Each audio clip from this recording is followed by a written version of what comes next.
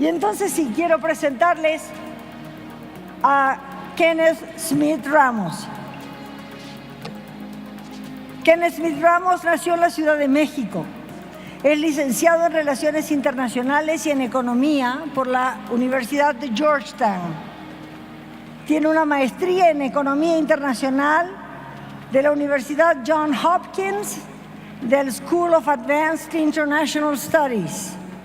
Cuenta con una larga trayectoria en el gobierno mexicano, con amplia experiencia en negociaciones comerciales internacionales.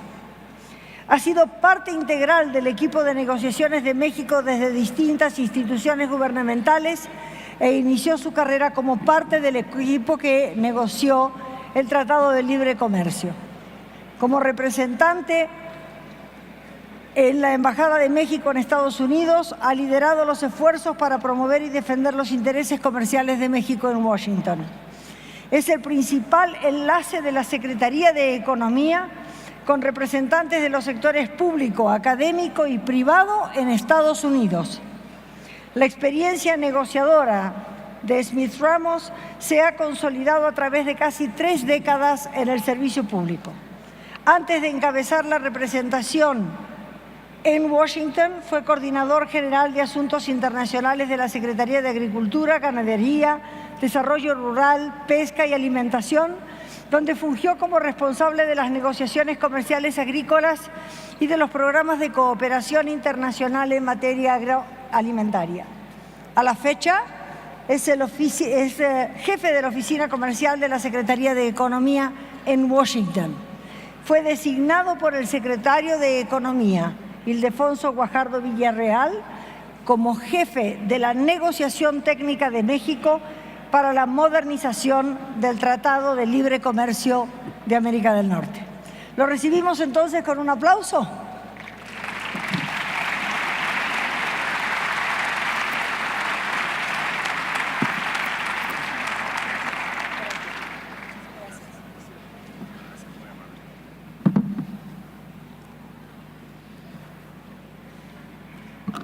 Muy buenas tardes a todos. Es un verdadero honor estar aquí. Licenciado Vicente Fox Quesada, expresidente de México, licenciada Marta Sagún, doctor Espinal, a todos ustedes, amigos. Es un placer estar aquí el día de hoy en representación del secretario Ildefonso Guajardo, quien manda un cordial saludo, para platicar acerca de una de las negociaciones más importantes que tenemos en vigor en este momento y que ha sido una de las negociaciones más importantes en los últimos años de México.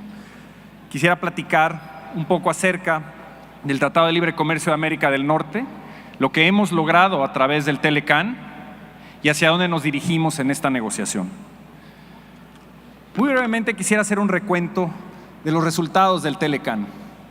Se ha hablado mucho de la negociación, de lo que está sucediendo ronda por ronda, y yo dejaré algunos minutos para platicar acerca de eso. Pero consideramos que es muy importante hacer algunas precisiones sobre lo que es el Tratado de Libre Comercio de América del Norte. Para empezar, México pasó de ser una de las economías más cerradas del mundo a convertirse en una de las economías más abiertas en un corto espacio de tiempo.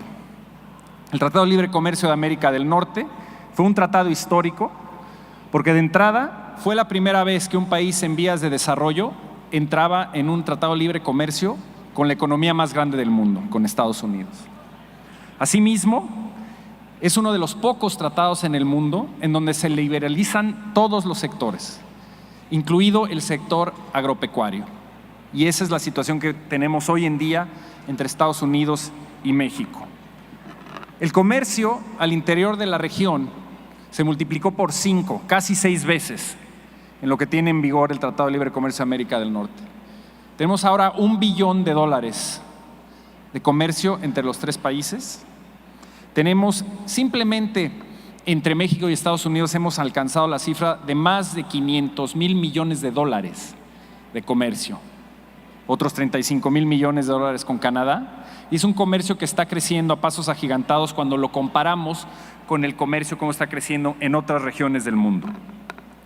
Es muy importante que este vuelco que dio México en convertirse en uno de los países más abiertos a la economía mundial ha hecho que hoy en día el 90% de nuestras exportaciones provienen del sector manufacturero, cuando en 1980 estaban alrededor del 7%, y estamos exportando sobre todo hidrocarburos, productos mineros, y sobre todo que hoy en día el comercio internacional representa prácticamente el 65% de nuestro PIB.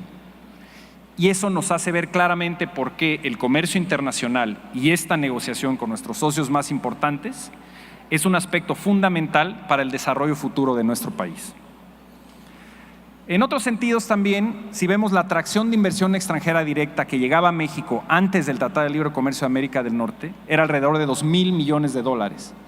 Hoy en día, y desde el año 2013, el promedio es más o menos de $33,000 millones.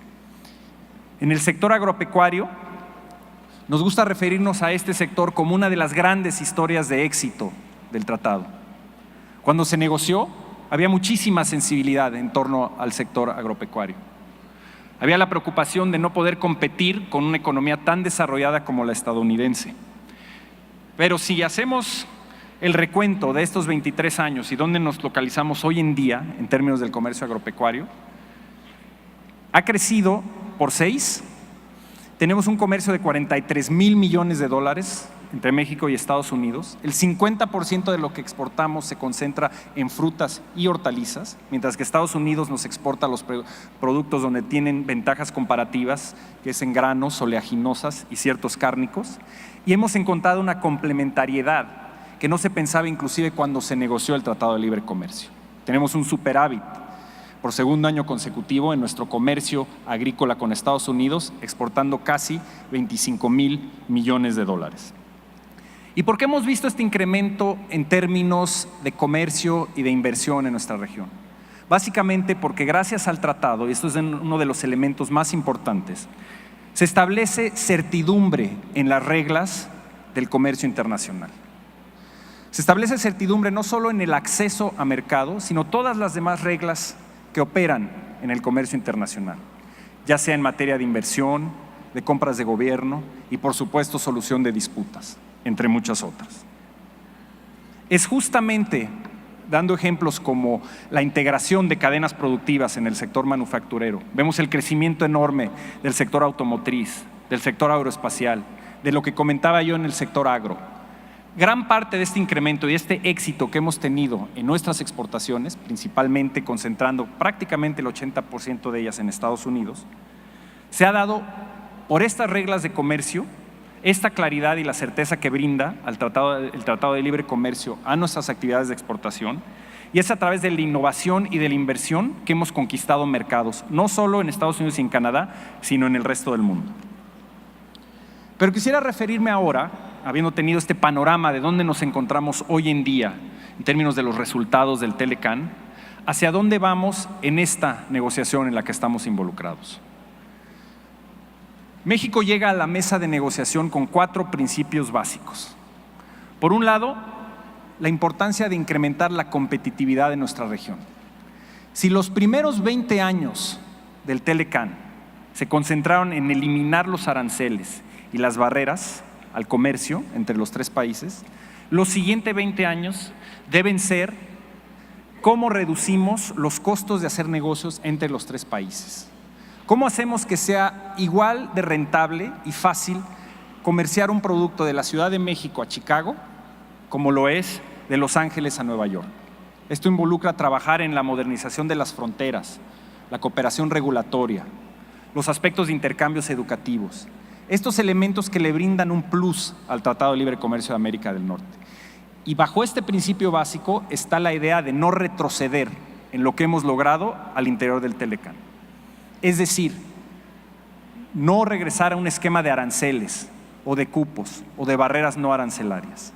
No abrir esa caja de Pandora en donde busquemos satisfacer algunas demandas que puedan ser de carácter proteccionista en cualquiera de los 3 países, sino buscar construir sobre la base de 23 años de libre comercio que ha sido exitoso para los 3 países. El segundo principio básico que perseguimos en la negociación es hacer del Telecan y de nuestra política comercial en general una política de comercio incluyente y responsable. Y eso implica enfatizar ciertos capítulos, fortalecer ciertos capítulos del tratado, como es la parte laboral, el capítulo ambiental, y buscar incorporarlos al cuerpo formal del tratado, sujeto a los mecanismos de solución de disputas y fortaleciendo, por un lado, la defensa de los derechos laborales y la protección al medio ambiente. Por otro lado, también introducir mecanismos para que más personas y más regiones de nuestro país puedan aprovechar el Telecan y las oportunidades que brinda.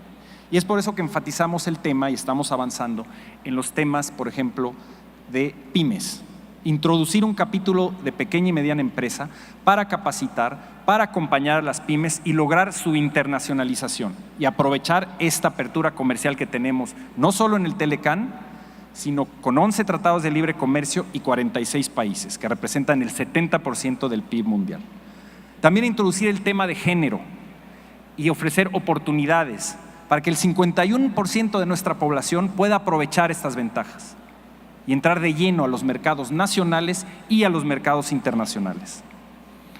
Asimismo, el tercer principio básico que perseguimos es el de la modernización del acuerdo en general. Y es un hecho que tenemos un acuerdo que tiene 23 años de edad. Es un acuerdo en el cual, cuando se negoció, no existían muchos elementos básicos de la economía de hoy en día. No teníamos teléfonos celulares, no existía el Internet, no había habido el grado de avance en términos tecnológicos en materia de energía, por ejemplo en Estados Unidos y Canadá. No habíamos tenido la reforma energética o de telecomunicaciones que hemos tenido en México. Entonces, todos estos elementos innovadores deben ser incorporados en el Tratado de Libre Comercio en beneficio de nuestra economía y, por supuesto, de la economía de Norteamérica. El cuarto principio básico es uno que ya me referí cuando hablaba de los resultados del tratado, y es básicamente la certidumbre al comercio y la inversión. Y aquí estamos hablando de todo ese andamiaje jurídico y legal que le proporciona certidumbre a los inversionistas de los tres países, las reglas comerciales. Ahí se enmarca claramente el tema de los mecanismos de solución de disputas. El Tratado de Libre Comercio tiene diversos capítulos que se enfocan en el tema de mecanismos de solución de disputas. En el capítulo 11, el tema de defensa de los derechos de inversionista versus los estados. Capítulo 19, que ha estado mucho en las noticias, por supuesto, con el tema de la posibilidad de tener paneles arbitrales para defender, litigar decisiones en materia de antidumping y subsidios. Y el capítulo 20, que rige las disputas entre los estados. Nosotros sentimos que este es uno de los pilares básicos, los tres capítulos que menciono, pilares básicos del Telecan, porque le brindan certidumbre y la posibilidad de que en los casos en que se niegue acceso, haya la posibilidad de los agentes económicos y de los gobiernos de defenderse y restablecer el libre comercio. Esos son 4 principios básicos. Yo diría que un quinto principio aquí, que hemos perseguido desde el principio, es la importancia que esta siga siendo una negociación trilateral. Y es justamente el hecho de que las reglas comerciales en América del Norte aplican a los 3 países, a Canadá, México y Estados Unidos, que hemos logrado tener esta integración de cadenas productivas en diversos sectores entre los 3 países. Y es así como estamos trabajando en la negociación. Yendo ya específicamente a dónde estamos hoy en día. Llevamos 3 rondas de la negociación. Por supuesto, lo que hemos buscado hacer es avanzar en estas primeras rondas en el establecimiento de posturas de negociación, identificar lo que le llamamos temas de cosecha temprana, en donde podamos avanzar en temas donde hay mayor cohesión o visión conjunta de los 3 países, ver qué capítulo se puede avanzar e inclusive cerrar, en lo que en paralelo trabajamos en los temas más complejos de la negociación. En ese sentido, en estas primeras 3 rondas, hemos prácticamente ya cerrado el capítulo de pequeñas y medianas empresas, al cual yo me refería. Hemos avanzado en capítulos muy relevantes como son el capítulo de competencia o comercio digital, uno de estos capítulos innovadores que se requieren para estar a la altura de los retos de la economía del siglo XXI. También en materia de telecomunicaciones y la parte de buenas prácticas regulatorias, la cooperación regulatoria entre los 3 países para reducir los costos para las empresas que hacen negocios en los 3 países. Pero hemos sido claros en no aceptar medidas que retrocedan lo que tenemos en el Telecan. Existen ya algunas propuestas sobre la mesa de Estados Unidos que sentimos van en esa dirección, en el sector agropecuario, en el sector textil, en los temas de compras de gobierno. que resultan preocupantes y que seguiremos defendiendo activamente los derechos de nuestros exportadores bajo el Telecán y persiguiendo justamente que tengamos una mayor apertura y una posibilidad de construir sobre el Telecán y no retroceder. Pero es un hecho también que no todos los temas álgidos están todavía sobre la mesa. Para México hay temas muy importantes que queremos poner sobre la mesa y lo empezaremos a poner en las siguientes rondas. Por ejemplo, en materia de entrada temporal, la de entrada temporal de profesionistas. Y ese es un tema en el que el Telecán no hemos avanzado lo suficiente. Hay que reconocerlo en los últimos 23 años. Sentimos que es un elemento fundamental para ampliar las profesiones que se reconocen en los 3 países y que puedan operar en los 3 países, para darle flexibilidad a las empresas y competitividad. Es un aspecto que estamos persiguiendo de la mano con Canadá y seguiremos trabajando en eso. Algunas de las propuestas que hemos escuchado en medios, sobre todo en medios o en pronunciamientos de miembros del gabinete estadounidense, no han sido puestas sobre la mesa como propuestas específicas. Me refiero aquí a algunos de los temas que han escuchado todos ustedes en materia, por ejemplo, de hacer más estrictas las reglas de origen o de buscar mecanismos para reducir el déficit comercial. Nosotros y en todo momento el equipo de la Secretaría de Economía, el propio secretario Guajardo, han explicado por qué el tema del déficit comercial no debe representar un problema. El déficit comercial refleja circunstancias específicas de la macroeconomía de los 3 países. No tiene un impacto como tal ni en la generación de empleo ni en los beneficios que se estén obteniendo en el tratado. En ese sentido, esperaremos ver las propuestas que ponga Estados Unidos sobre la mesa. Canadá estará haciendo lo mismo y trabajaremos en todo sentido para que estas propuestas no representen barreras comerciales y representen oportunidades. En materia de reglas de origen, tenemos que analizar dónde existen espacios para que las reglas de origen nos ayuden a promover una mayor manufactura en América del Norte. Pero tiene que ser un ejercicio casi artesanal en el que trabajemos con los sectores, producto por producto, viendo dónde hay las posibilidades de sustituir proveeduría de terceros países en Norteamérica. Si subimos de manera drástica o por decreto, sin consultar con los sectores, las reglas de origen, vamos a tener un efecto contraproducente, porque las empresas, ante la posibilidad de no cumplir con las reglas de origen que se establezcan en el Telecán, van a preferir no utilizar las preferencias del Telecán, lo cual es contraproducente, o peor aún, retirarse de Norteamérica, producir en otras regiones del mundo y exportar bienes finales a Estados Unidos pagando entre 2 y 3% de arancel, lo que al final de cuentas sería darnos un balazo en el pie al interior de Norteamérica. Estos son los elementos que estamos trabajando con Estados Unidos. Tenemos la ventaja también que Canadá tiene una visión conjunta, así como la tenemos nosotros, en materia de lo que debemos buscar a través del Telecán. Es decir, la modernización del tratado, construir y no destruir el tratado. En eso seguiremos trabajando. Obviamente hay que estar preparados en diversos frentes. El secretario Guajardo se ha referido a este ejercicio en el que estamos involucrados con Estados Unidos y Canadá como una montaña rusa, donde habrá buenos días, malos días y al final de cuentas donde intentaremos llegar a una coincidencia de opiniones y dar el brinco de modernizar nuestro acuerdo y prepararlo para las realidades del siglo XXI. Pero por supuesto, si en algún momento Estados Unidos decidía retirarse del Telecán, nosotros tenemos que estar preparados. Como ustedes saben, si uno de los países se retira del Telecán, de entrada el tratado permanece entre ambos países que se quedan. En este caso, si fuera el caso de un retiro de Estados Unidos, permanecería entre México y Canadá. Asimismo, al retirarse Estados Unidos del tratado, lo que sucedería es que regresaríamos a los aranceles en vigor en la OMC, la Organización Mundial de Comercio. Entonces, los productos mexicanos, al exportar a Estados Unidos, pagarían en promedio un arancel más o menos de 4.8% en bienes manufactureros y 3.3% en bienes agrícolas.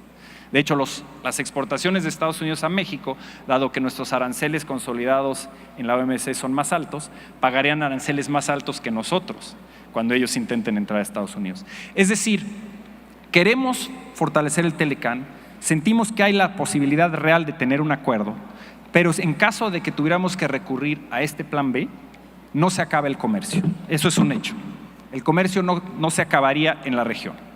Por supuesto, el escenario ideal es un escenario en el que construyamos sobre estos 23 años de libre comercio entre nuestros países.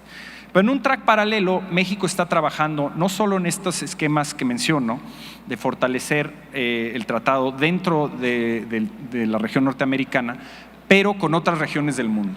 Estamos buscando diversificar nuestro comercio y es por ello que estamos trabajando en modernizar el Tratado de Libre Comercio de México con la Unión Europea, que está en vigor desde el año 2000 y que requiere también una modernización para incluir nuevas disciplinas. Por ejemplo, ahí únicamente el 70% del comercio agrícola está abierto entre la Unión Europea y México, y en ese sentido buscamos obtener una apertura mucho más amplia, al 100%, que beneficia a nuestros exportadores agrícolas. Estamos también trabajando en negociaciones con Brasil y con Argentina. La Alianza del Pacífico entre Perú, México, Chile y Colombia. Creamos la figura de Estado asociado para que otros países, como es el caso de países que tienen interés en hacerlo como Canadá, Australia, Nueva Zelanda y Singapur, puedan incorporarse al componente comercial del acuerdo. Estamos trabajando en ese frente también. Y no olvidemos que una de las prioridades de Norteamérica en los últimos años ha sido abrir la ventana asiática, y lo fue a través de las negociaciones del TPP. Estados Unidos decidió salirse del TPP, pero México está activamente trabajando con otros países miembros del TPP, los 11 que quedan, famoso TPP 11, en ver de qué manera podemos consolidar la negociación que se llevó a cabo y llevarla a buen fin, esperando por supuesto que en un futuro Estados Unidos pueda incorporarse, pero no siendo un factor decisivo para que avancemos. Vamos a buscar esta diversificación comercial en diversos frentes. Al final del día, el Tratado de Libre Comercio de América del Norte le ha brindado grandes beneficios a México. Ha ayudado, ha sido un elemento importante para modernizar nuestra economía y, aunado a las reformas estructurales que se están llevando a cabo en nuestro país, puede contribuir de manera muy considerable al crecimiento económico de México en el futuro.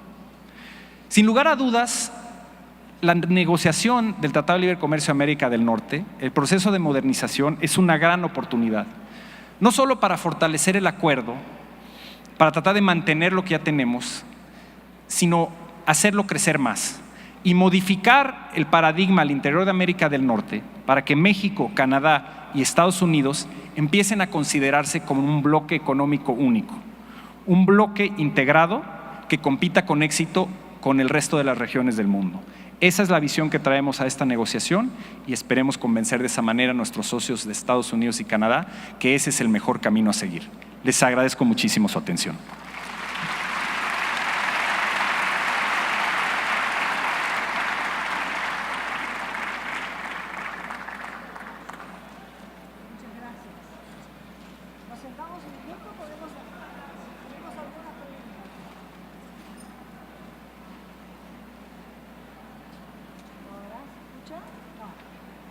¿Ahora se escucha?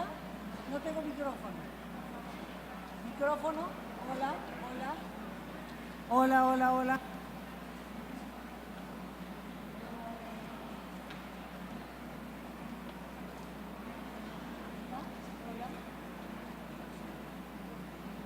Hola, hola, hola. ¿Ahora sí?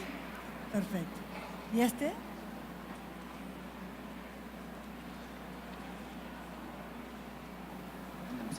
Nos sentamos en el medio, claro. Muchas gracias.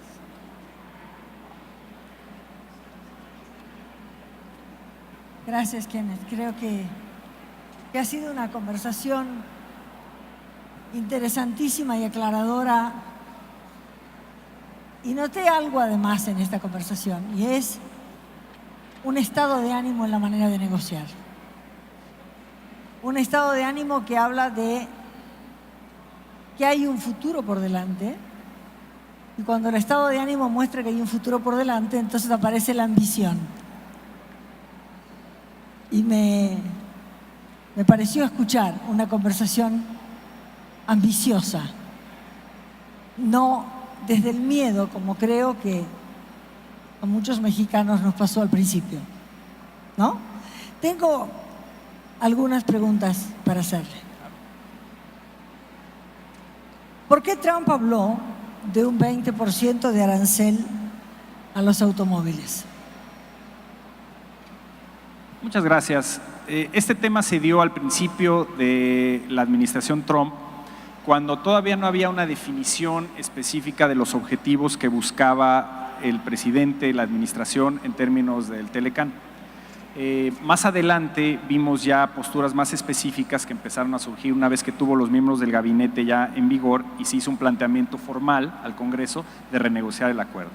Pero al inicio de la administración, Trump durante su campaña se había enfocado mucho en el tema del déficit, en particular con China y con México, y de cierto modo veía que fue gracias justamente al hecho que utilizó el Telecán como bandera de campaña, que logró obtener votos en la región del centro oeste de Estados Unidos, sintió que era atractivo políticamente hablar de un mecanismo que revirtiera el acceso de productos mexicanos a Estados Unidos, tratando de imponer aranceles de 20%. Y se enfocó en el sector automotriz, porque es ahí donde percibe, uno, que obtuvo el mayor beneficio político en los estados del Midwest de Estados Unidos, en Michigan, Ohio, Pensilvania, Illinois, y se enfocó en una posibilidad de subir los aranceles 20%. Rápidamente quedó claro que Estados Unidos no podía hacer eso a menos de que quisiera salirse de la Organización Mundial del Comercio. Y el tema es que Estados Unidos tiene aranceles, tiene límites establecidos en la OMC que no le permiten ir más arriba de ciertos techos. Simplemente te explico que en el sector automotriz, el arancel que tiene establecido, por ejemplo, para vehículos ligeros en la OMC, es del 2.5%. Si se fuera a 20%, estaría violando la OMC. Tú no puedes imponerle aranceles de manera unilateral a uno de los miembros de la OMC sin aplicárselo a todos, a menos de que tengas un acuerdo preferencial, en donde el objetivo es bajar, no subir los aranceles. Y por lo tanto, esa propuesta no era inviable, así como no era viable poder tener una situación en la que establecieras un impuesto fronterizo, el Border Adjustment Tax, porque al final del día ese tipo de impuesto, que también se manejó como una posibilidad, lo único que hubiera hecho hubiera sido un impuesto sobre los consumidores estadounidenses. Entonces, al final de cuentas, estas posturas se replegaron, regresaron con objetivos de negociación y en mayo de este año hicieron ese planteamiento formal de que buscaban la renegociación del Tratado de Libre Comercio. Muchas gracias. Una pregunta que viene del público. ¿Qué pasa sobre las industrias creativas y culturales dentro del NAFTA? Esto es un tema importante, sobre todo hoy en día que la cultura mexicana ha crecido en términos de su penetración internacional. Nosotros sentimos que tiene un papel muy importante que jugar a nivel de nuestras exportaciones de bienes culturales al interior de América del Norte. Estamos persiguiendo políticas en las que podamos promover activamente, por ejemplo, el cine mexicano, que tiene un auge muy importante en Estados Unidos, los libros mexicanos, la cultura mexicana en general, y viéndolo del punto de vista de que tenemos un potencial muy importante que aprovechar en Estados Unidos, porque cada vez tenemos más afluencia, tenemos una presencia de más de 30 millones de personas que son mexicanos o de origen mexicano en Estados Unidos, y donde hay un interés y ya un consumo exitoso de todos los productos, digamos, culturales que puede exportar México. Entonces, estamos trabajando con las industrias culturales del país, con la Secretaría de Cultura, viendo esquemas en los que podamos promover activamente lo que ya es una joya a nivel mundial, que es la cultura mexicana. Tengo dos preguntas más, una se la voy a hacer yo y la otra se la vamos a dejar al dueño de casa. ¿Cómo ve usted que va la negociación respecto del ramo agropecuario? Es un aspecto muy importante, como mencionaba yo, el sector agro ha sido una de las mayores historias de éxito del Telecán. De verdad hemos incrementado de manera muy impresionante las exportaciones mexicanas a Estados Unidos y a Canadá en diversos rubros. Nos ha permitido una reconversión de cultivos en México, nos hemos enfocado en productos que tienen un alto poder en términos de su penetración de mercados internacionales, frutas y hortalizas, y el sector está creciendo en términos de un sector exportador, no solo en frutas y hortalizas, pero crecientemente en cárnicos a nivel mundial. Entonces, en ese sentido es para nosotros muy importante hacer dos cosas. Uno, garantizar el acceso, que no caigamos en aranceles, en cupos, en barreras no arancelarias. Y esto es importante porque no es nada más a través de la imposición de aranceles donde te pueden cerrar el acceso. Es a través de medidas no arancelarias, ya sea de carácter sanitario y fitosanitario o también a través de medidas antidumping y subsidios. Y estamos cuidando esos rubros donde ya hay propuestas preocupantes de Estados Unidos, propuestas que sentimos que son inviables y que nuevamente, como el ejemplo que daba yo anteriormente, serían violatorias de la OMC. Nosotros vamos, al contrario, a buscar en nuestras propuestas agilizar los procesos, por ejemplo, de reconocimiento y certificación sanitaria para que nuestros productos puedan ingresar aún más a Estados Unidos y Canadá. Un ejemplo es el aguacate, que no sea nada más la exportación del estado de Michoacán, sino de los demás estados de la República que producen aguacate exitosamente y con un alto nivel de calidad y con los más altos estándares sanitarios. Entonces vamos a proteger esos frentes y avanzar en todo momento defendiendo a nuestros exportadores agrícolas. Muchas gracias. Licenciado Fox. Muchísimas gracias por la oportunidad. Dos dudas o preguntas tengo. Una que tiene que ver con específicos en el terreno agropecuario, como es la cuestión de los tomates o los jitomates, las verduras, las frutas, las berries, que ahora se habla de que pudieran salir castigadas en este asunto. Mi pregunta quizá va con comentario, es lo que dices que al final el rubro de estos productos quedaría amparado por la OMC. Ese sería el arancel tope que Estados Unidos pudiera poner si es que se retira de NAFTA. Solo pudiera aplicar el de la OMC. ¿Es correcto? Así es. En términos arancelarios tienen los límites de los aranceles consolidados en la OMC. Sin embargo, hay que cuidar también los otros dos aspectos que mencionaba, la posibilidad de que hubiera a través de medidas sanitarias o fitosanitarias barreras no arancelarias que pudieran cerrar el acceso a estos productos que han tenido mucho éxito en términos de su penetración en el mercado estadounidense, y asimismo como las medidas en materia de antidumping y subsidios. Nosotros estamos trabajando en ese sentido para asegurar de una manera ofensiva que nosotros busquemos eliminar cualquier barrera existente en Estados Unidos. El caso es el ejemplo en materia de sanitarios y fitosanitarios. Buscamos, por ejemplo, que se establezcan plazos específicos del tiempo. Una vez que yo solicito un producto que pueda entrar a Estados Unidos, se lleva a cabo un análisis de riesgo. Lo que buscamos es que una vez que yo ya haya entregado como exportador toda la información que me requiere Estados Unidos, que se establezcan plazos para que me pueda certificar. Porque muchas veces lo que sucede, como fue en el caso de las exportaciones de cerdo de México, se tardaron más de 15 años en darnos la certificación como un país libre de fiebre porcina clásica. Eso apenas se está dando ahora. Entonces buscamos agilizar esos procesos y cuidar que además de la parte arancelaria no haya obstáculos de carácter de barreras no arancelarias. ¿Y en ese sentido hay un arbitraje a dónde recurrir o es una decisión unilateral de estos temas? Justamente, y es por ello que enfatizaba yo en la plática, la parte de la certidumbre, los mecanismos que le brindan certidumbre al tratado, y son los mecanismos de solución de disputas. Tenemos que asegurar que podamos mantener esos mecanismos en vigor en el tratado. Por ejemplo, hoy en día, si se impone una medida antidumping en contra de los productos mexicanos, los propios privados tienen la posibilidad de acudir a paneles arbitrales imparciales en donde se analiza si la decisión que tomó la autoridad investigadora que impuso la medida actuó conforme a su ley. Se analiza esto y se llega a una determinación final. Esto le brinda certidumbre y acceso a una instancia para litigar en contra de barreras comerciales. Ese es el capítulo 19. Cuando hay una barrera, por ejemplo, de carácter en materia sanitaria, cualquier violación en materia de aranceles del tratado, podemos recurrir al capítulo 20, donde es el Estado mexicano que acude y se establece un mecanismo de paneles para dirimir la diferencia. Entonces, esos son los recursos que tenemos dentro del Telecán, además de tener la posibilidad de llevar los casos a la OMC, como lo hemos hecho con éxito en varios casos, en el caso de atún, en el caso también del Telecán, hemos llevado una disputa muy importante que ganamos después de varios años en materia de autotransporte de carga, que bajo la posibilidad de que Estados Unidos tuviera represalias por parte de México de casi $2,000 millones, accedieron a cumplir con los compromisos en autotransporte de carga. Esos son mecanismos muy importantes de defensa. Perdón, doctora, voy a abusar porque aquí estoy haciendo una pregunta que a Marta le hubiera gustado hacer. También tiene derecho.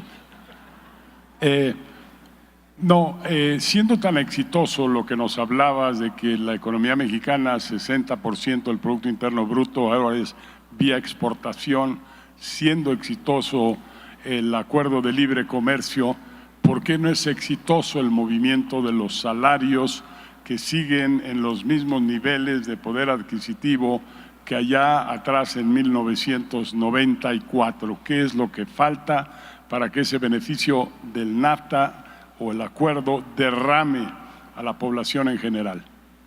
Por supuesto, y eso que menciona es muy importante, porque yo diría que uno de los objetivos principales que buscamos, no solo en el Telecan, sino en toda la política comercial, es buscar oportunidades para nuestros exportadores y atracción de inversión también para generar más y mejores empleos. En cierto grado lo estamos logrando, porque si vemos el hecho de que los empleos en el sector exportador pagan aproximadamente entre 30 y 35% más que los salarios en el resto de la economía, en la medida en que sigamos abriendo mercados a los productos mexicanos y atrayendo inversión a México en el sector exportador, vamos a estar incrementando los salarios de esa manera. Por otro lado, también buscamos, y es la parte del comercio incluyente que yo mencionaba, fortalecer al interior del Telecan las disciplinas en materia de defensa de derechos laborales. Y eso es importante porque, como sabe, en el Tratado de Libre Comercio de América del Norte, los temas laboral y también el ambiental están plasmados como acuerdos paralelos, no sujetos a las mismas disciplinas y los mecanismos de solución de controversias del tratado. Al incorporarlos con nuevas disciplinas, con mecanismos que hagan que en caso de que haya reincidencia por parte ya sea de empresas o en ese sentido cualquier empleador en contra de los derechos laborales de los trabajadores, pueda haber consecuencias directas en términos de sus posibilidades de exportar a los países miembros. Entonces, fortaleciendo las disciplinas al interior del tratado, fortaleciendo los derechos de defensa laboral y al mismo tiempo continuando con esta política de apertura de mercados, sentimos que podemos contribuir directamente al bienestar de los trabajadores. Bien, llegó otra pregunta del público, algo creo que ha quedado hecha desde su voz, pero que era de Marta, y la señora Marta, y acá le preguntan, ¿por qué no nos habla de los oscuros del Telecan? ¿Cómo ha sido el desastre en el campo, en la producción de granos básicos como el maíz, que ha desplazado a más de 3 millones de campesinos, o el rezago del salario real del país durante el Telecan? ¿Cómo se van a abordar estos dos temas en las rondas de negociación? Bueno, justamente yo diría que en términos, como lo he venido mencionando, lo que buscamos es generar más oportunidades en términos del acceso de nuestros exportadores en el sector agro, en el sector industrial y en el sector servicios a los socios comerciales de Estados Unidos y de Canadá. Sin lugar a dudas, seguimos teniendo rezagos importantes en el campo mexicano, pero hay que verlo en su justa dimensión, en el sentido que muchos de los rezagos que tenemos obedecen no a la política comercial, no a un impacto negativo de la apertura de la economía, sino más bien a políticas domésticas a lo largo de las décadas.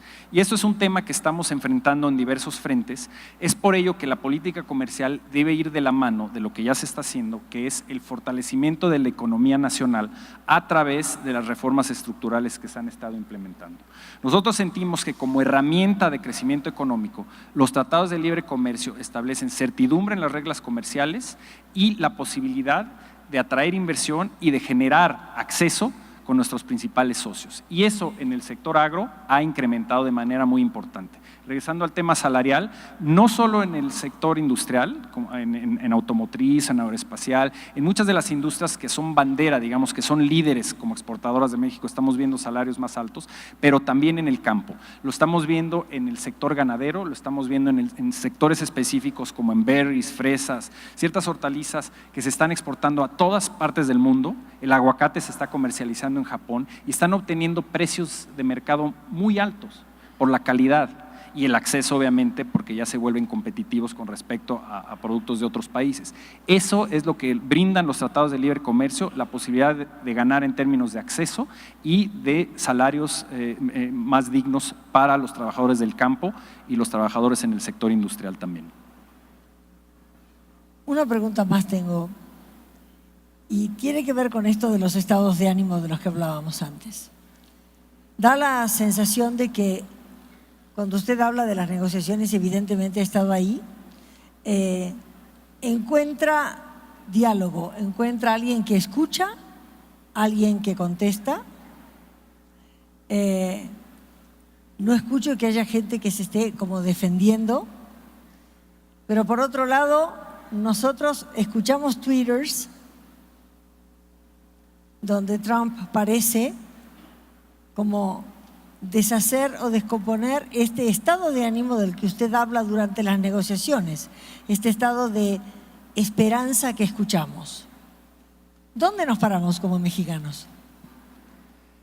Muchas gracias. La pregunta es interesante porque sí tiene que ver mucho con la dinámica que estamos viendo diario a diario en la negociación. Sin lugar a dudas, nuestras contrapartes en la negociación técnica es un equipo muy experimentado tanto en Estados Unidos como en Canadá. Es un equipo de servicio profesional de carrera, así como el nuestro, que lleva muchas décadas en negociaciones comerciales. Conocemos a los negociadores, ellos nos conocen a nosotros. Acabamos de salir del proceso de negociación del TPP. Entonces, claramente sabemos dónde podemos tener coincidencias, dónde van a estar las diferencias y dónde hay los espacios para tratar de fortalecer el Tratado de Libre Comercio. Eso sin lugar a dudas. Por supuesto, nos referíamos que esta negociación va a ser una montaña rusa, y ya lo es, justamente por la magnitud de la negociación, lo que abarca, la importancia política que tienen los tres países y el hecho de que sí, sin lugar a dudas, en Estados Unidos en particular, los negociadores tienen mucha presión para tratar de traducir esta retórica política que se ha venido manejando en términos de comercio desde las campañas presidenciales y desde que inició esta administración, traducir esas ideas generales en materia de déficit, en materia de reglas de origen, en propuestas concretas que se puedan introducir a un tratado de libre comercio. Ese es el gran reto que enfrenta Estados Unidos. Nosotros, junto con Canadá, estamos también persiguiendo de manera ambiciosa mecanismos donde podemos fortalecer el tratado. Hablabas un poco de los claroscuros. Mencionaba yo brevemente que en materia de movilidad laboral, específicamente la movilidad de profesionistas, no se ha avanzado lo suficiente. No hemos tenido el éxito que teníamos que tener desde un inicio del tratado. Entonces, ahí es donde hay que empujar activamente. En todo lo que viene siendo el tema también de mecanismos de solución de disputas, que ya mencionábamos con anterioridad, es muy importante darnos cuenta y comunicarlo con Estados Unidos y con Canadá también, que no debemos retroceder en mecanismos que nos brindan garantía y certidumbre. Una ventaja que tenemos en esta negociación es que estas ideas que tenemos de modernizar el tratado, de no desmantelarlo, de construir sobre 23 años de libre comercio, lo comparte gran parte del sector privado estadounidense, que lo está a su vez comunicando a su Congreso y están generando contrapesos al interior de Estados Unidos. Nosotros, por supuesto, trabajamos de la mano con el sector productivo nacional en México y con el Senado de la República, intercambiando puntos de vista, recibiendo recomendaciones de ellos y formulando así las posturas que vamos a llevar a la mesa. El problema que está enfrentando la administración estadounidense es que cuando lleva a la mesa de consulta con el sector privado, con su Senado, propuestas claramente proteccionistas, estas están siendo rechazadas. Y es por ello que sentimos, por un lado, que muchas de las propuestas no han sido puestas sobre la mesa todavía, porque no existen esos consensos en Estados Unidos. Y eso nos ayuda en la negociación, porque sí tenemos aliados obviamente en México, con respecto a lo que está haciendo el gobierno federal en esta negociación, pero también en Estados Unidos y en Canadá, y yo creo que debemos aprovecharlo. Y el sector privado mexicano está siendo muy activo a través del Cuarto de Junto, el CCE, el CNA, la CONCAMIN, estableciendo contactos con sus contrapartes en Estados Unidos y en Canadá, llevando en muchos casos propuestas conjuntas de la industria. Hay propuestas trilaterales en materia automotriz, en materia de químicos, en materia del sector agro, y eso ayuda a tratar de encauzar la discusión para que no se desbalancee y se vaya por el lado proteccionista. Esa es la estrategia que se está persiguiendo y que sentimos que nos puede ayudar a que avance la negociación. Muchísimas gracias. Muchísimas gracias a todos ustedes. Les agradezco mucho. Gracias.